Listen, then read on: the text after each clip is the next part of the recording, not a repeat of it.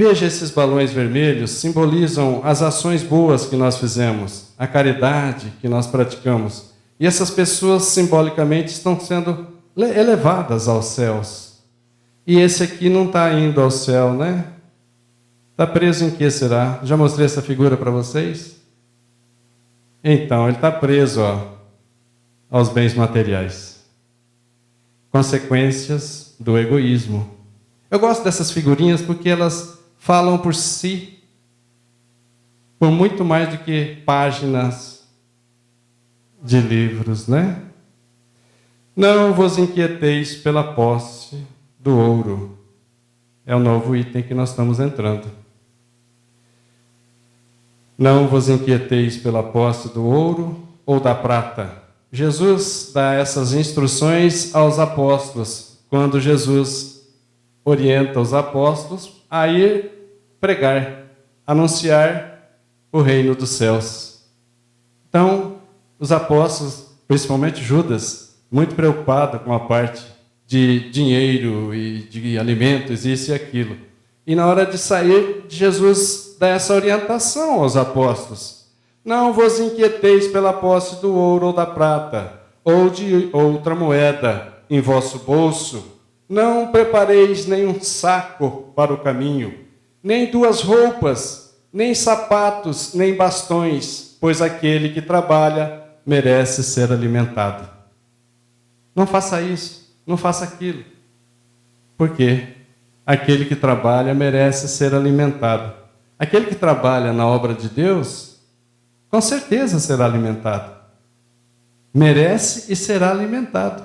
Então Jesus está dando essas instruções para os apóstolos, né? Isso também para os apóstolos exercitarem a humildade, exercitarem o desprendimento, não serem gananciosos, confiar em Deus, Deus supre.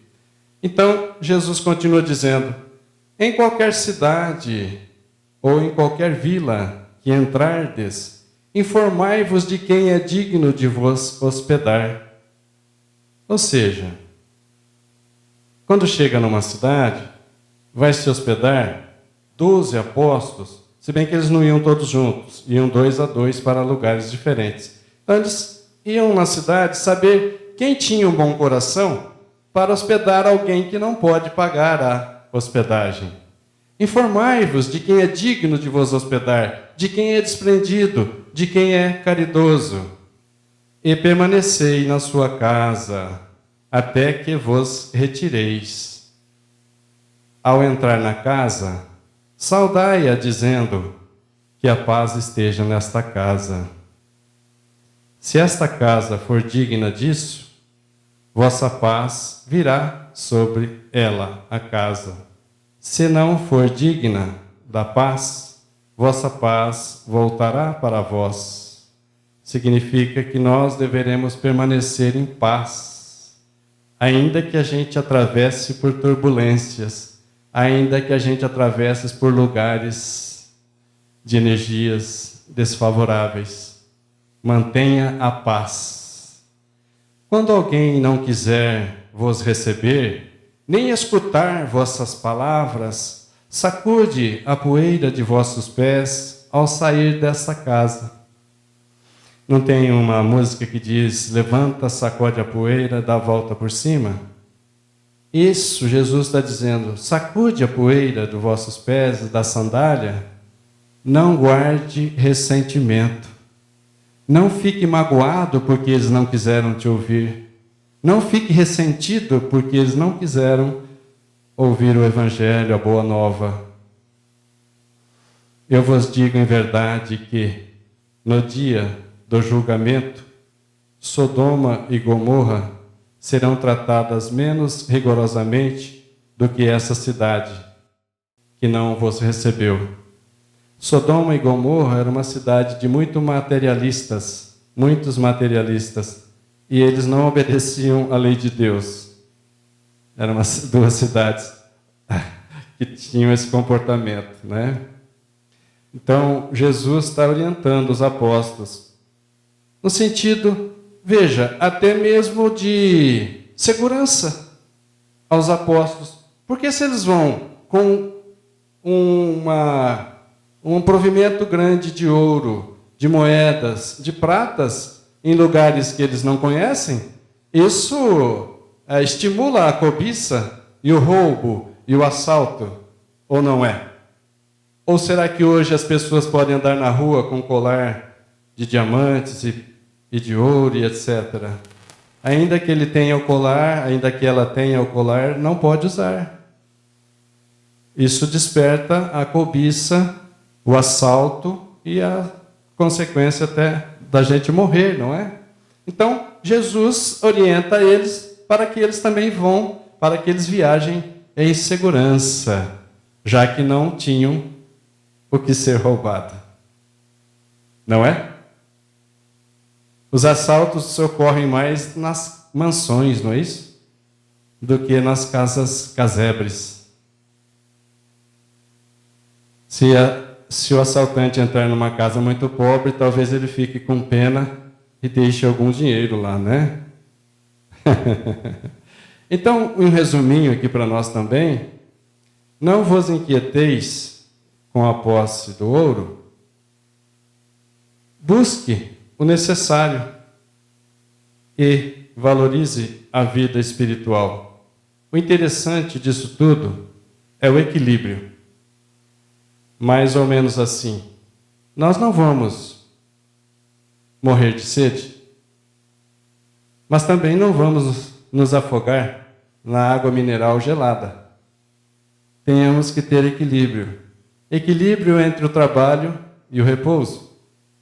Equilíbrio na busca das coisas necessárias ao corpo físico. Equilíbrio no trabalho. Não vamos trabalhar dia e noite para ficar doente, mas também não vamos deixar de trabalhar.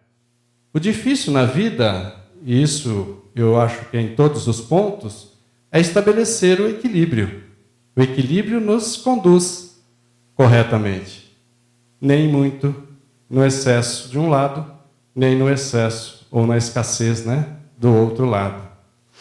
Também não violenteis nenhuma consciência. Nós não podemos violentar as consciências exigindo que elas compreendam aquilo que ainda não estão amadurecidas, ainda não estão preparadas. Por exemplo, nós espíritas não podemos sair aí fora tentando convencer as pessoas de outra religião, que seja A, B ou C, a religião.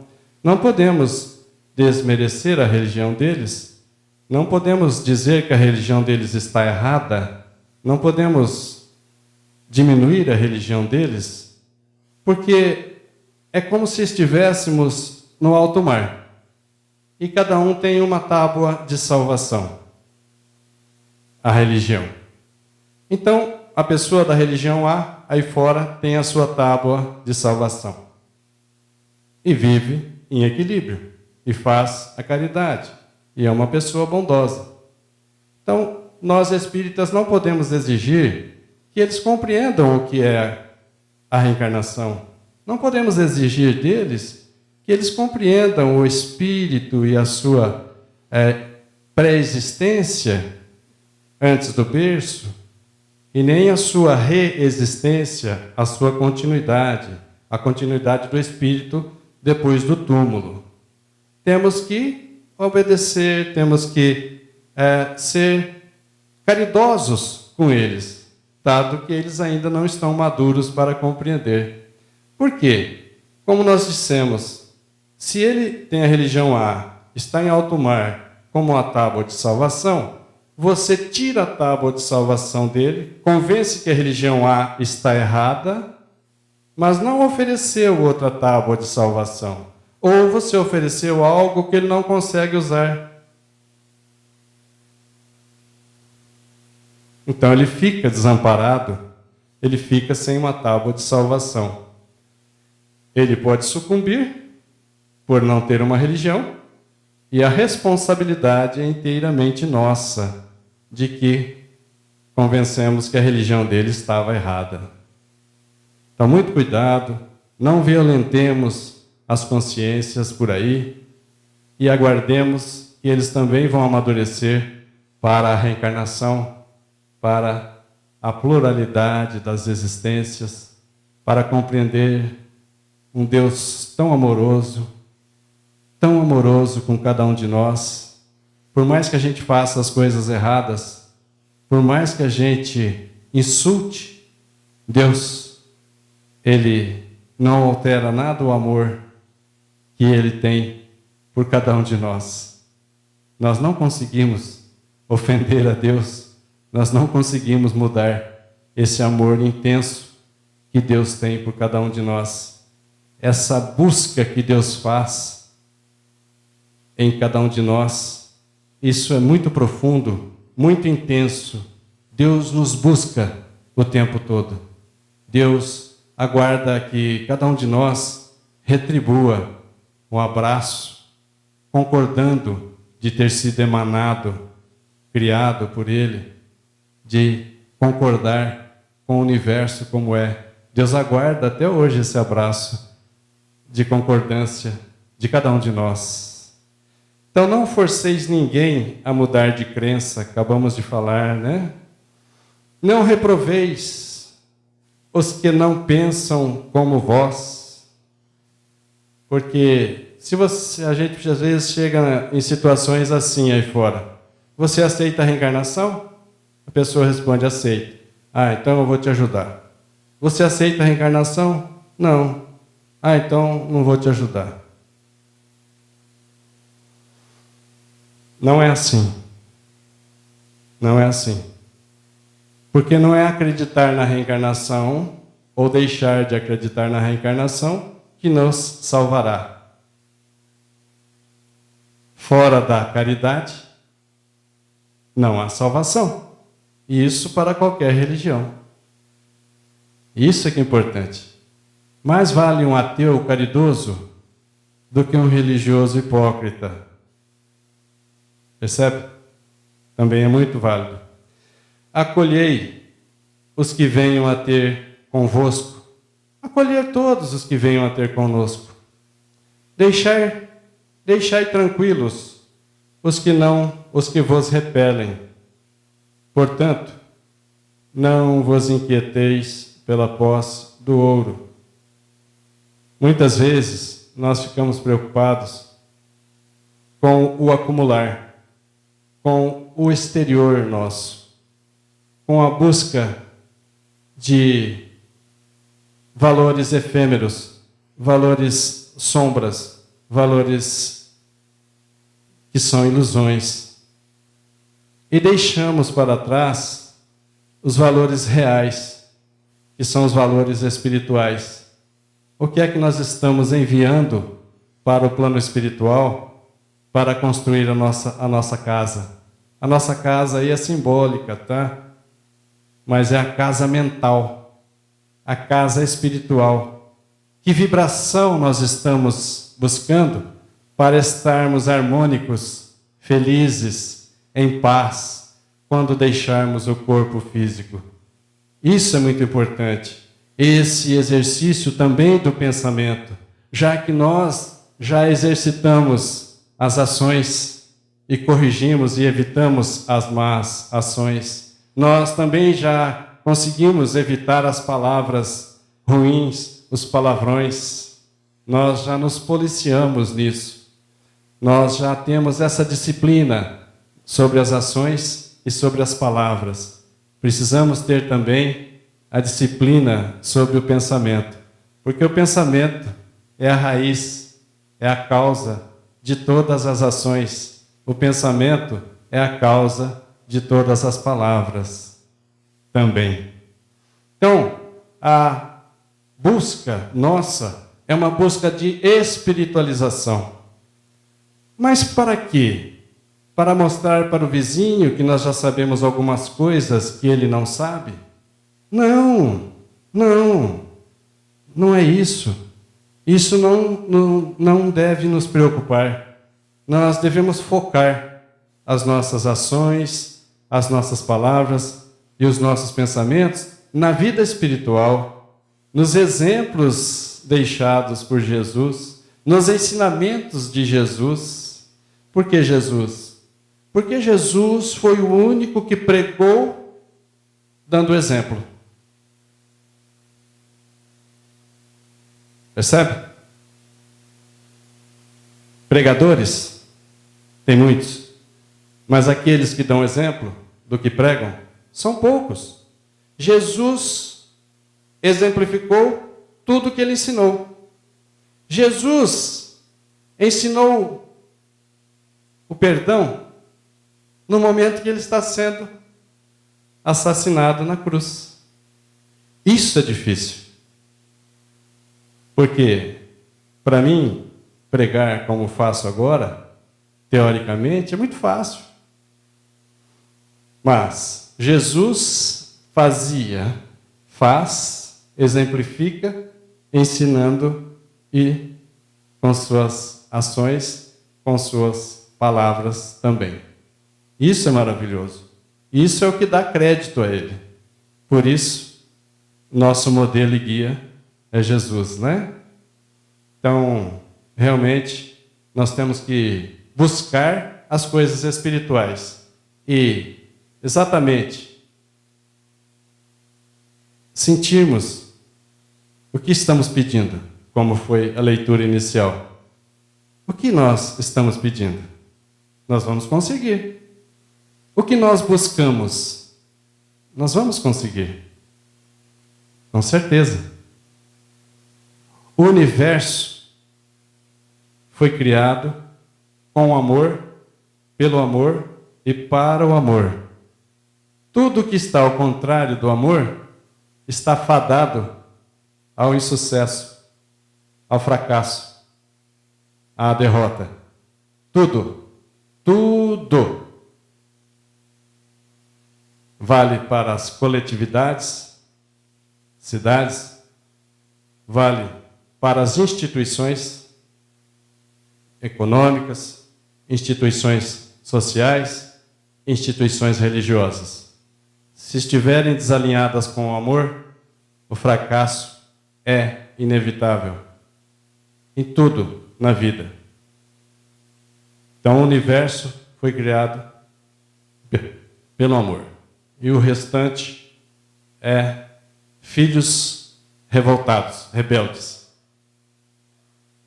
E aí surge filhos contrariados às leis de Deus, filhos nas ações contrárias a Deus, e aí inicia o mal e estabelece o mal. Deus criou o amor.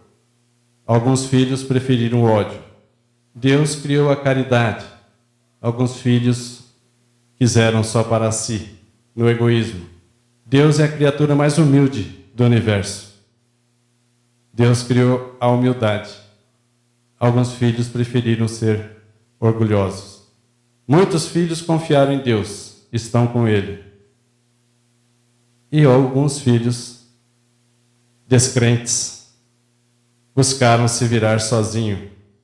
E quando tentam se virar sozinhos, por isso o egoísmo, porque eles têm que ter uma estratégia, têm que ter um planejamento profundo, porque o egoísmo é contrário ao altruísmo, à caridade. Então as criaturas, quando se afastam de Deus, elas têm todo esse cuidado, todo esse planejamento, toda essa busca, acúmulo de valores materiais, já que ele se divorcia de Deus. Por mais que ele acumule, não resolve. O muito sem Deus é nada. E o pouco com Deus é muito. Isso é o ensinamento de Jesus, quase que o tempo todo. Que a gente valorize a vida espiritual, pois é para lá que estamos indo. Vocês têm dúvidas, concordâncias, discordâncias? Não?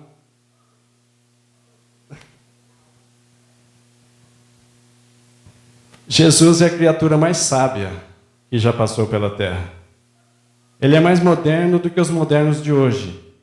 E ele é mais moderno do que aqueles modernos dos mundos de regeneração, ou dos mundos felizes, ou dos mundos divinos, porque Jesus já é, desde muito, um espírito puro. Percebe? Se fez de simples, de humilde, e esteve entre nós para nos levar. Por isso que ele disse, né? Creias em Deus, acreditais também em mim, pois há muitas moradas na casa de meu Pai. Se assim não fosse, eu já vos teria dito, pois eu vou para vos preparar o lugar. E após ter ido e preparado o lugar, eu voltarei e levarei cada um de vós comigo, para que, onde eu estiver, vós estejais também. Gente, isso é maravilhoso. A gente chega a ficar arrepiado. Por quê? Aonde Jesus estiver, nós estaremos também. E que felicidade será, né? Lei do progresso. Que felicidade será, né? Bom, era isso. Vamos então aos próximos passos. É o passe, é isso?